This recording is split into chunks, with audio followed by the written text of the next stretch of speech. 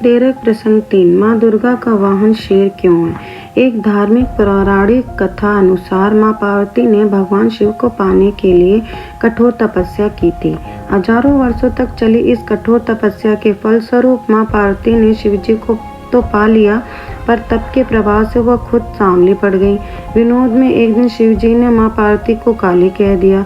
यह बात माँ पार्वती को इतनी बुरी लग गई कि उन्होंने कैलाश त्याग दिया और वन गमन किया। वन में जाकर उन्होंने घोर तपस्या की। उनकी इस कठिन तपस्या के दौरान वहाँ एक भूखा शेर उनका भक्षण करने के इरादे से आ चढ़ा, लेकिन तपस्या में लीन माँ पार्वती को देख कर वह शेर चमत्कारिक रूप से वहीं रुक गया और माँ पार्वती के सामने बैठ गया और उन्हें निहारता रहा। माँ पार्वती ने तो हठ ले ली थी कि जब तक वह गौरी रूपवान नहीं हो जाएंगी तब तक तप करती ही रहेंगी।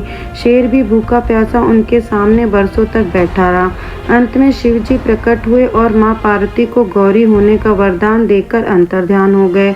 इस प्रसंग के बाद पार्वती माँ गंगा स्नान करने गई, तब उनके अंदर से एक और देवी प्रकट हुई और माँ पार्वती गौरी बन गई और उनका नाम इसलिए गौरी पड़ा। और दूसरी देवी जिनका स्वरूप श्याम था उन्हें कौशिकी नाम से जाना गया।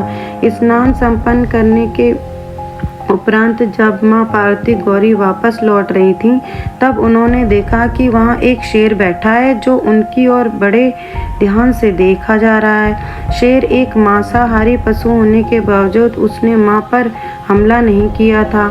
यह बात माँ पार्वती को आश्चर्यजनक लगी।